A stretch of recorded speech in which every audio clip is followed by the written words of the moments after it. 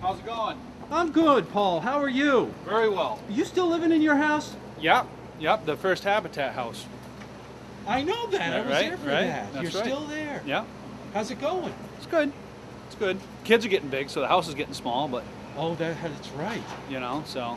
What are you going to do? What would be the I don't next know. step?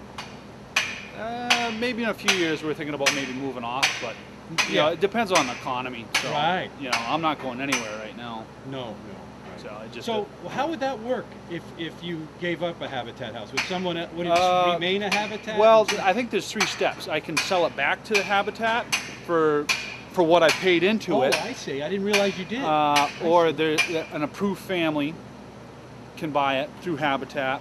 And I think the last one is the Housing Authority has, I think, the last option to buy since the land was leased within the Housing Authority. So how would you compare it to a covenant house? How does that whole thing differ? I cannot sell it for profit, only for what it was mortgaged for. Okay. That's the whole. There's a no interest loan on the house, so I can't sell it for profit. No, I understand, but I don't think you can with a covenant house either. Or actually, it does go up I on standard of living. Yeah, I think on the property value. So Oh, okay. If you were to move off, where would you go? somewhere up north, probably. Maine or New Hampshire? New Hampshire, maybe Vermont. Maybe Vermont. I love the Midwest, Wisconsin, maybe. Oh, really? Yeah. So, Why would you go there? I went to high school in Minnesota, so Oh, I love the northern Midwest. Interesting. Yeah, Huh? so I love the outdoors. But are you from here? Yes, Originally. actually, I was born in Ware, Mass, Western Massachusetts. So And why did you come to Nantucket? my father was in the Coast Guard, and I came here in 1979, just a young lad. Oh my God. And we moved across the country, and my father retired from the Coast Guard and called me up when I was working down south and said, you can get a job for $10 an hour digging holes. And that's when I was 18. So I've been here ever since. And where's your dad now? He's in Mashpee, actually. Oh, he wow. moved over to Mashpee on the mainland, or he could get in the car and go somewhere. So I think he had his fill of the isolated living.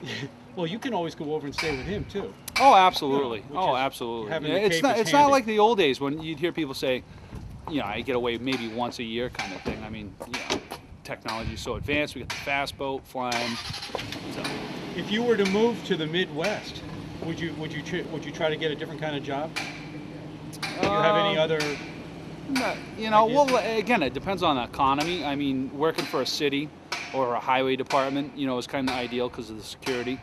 But you have to keep my options open. As far as carpentry or construction, heavy equipment, that kind of thing. So You've been with the town for a while now. 10 years, yeah. You enjoy it? Yeah, it's a good job. It's solid.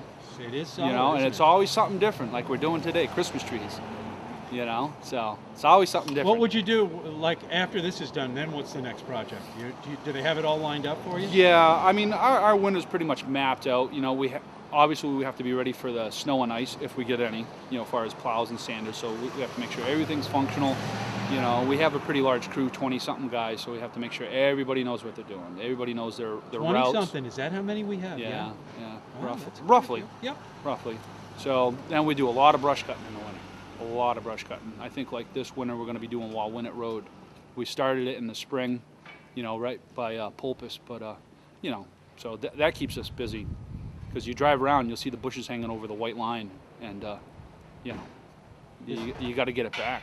Absolutely. So that's one of my main staples is I run a small crew and we go brush cutting all winter after the holidays when it's really cold outside. And So do you use just chainsaws to cut them back, or is it? we use everything that I can get my hands on: chainsaws, hedge clippers. We actually have a new sickle bar for our Bobcat, which is like a giant overgrown set of hedge clippers, and that works really well. You can stay warm in that.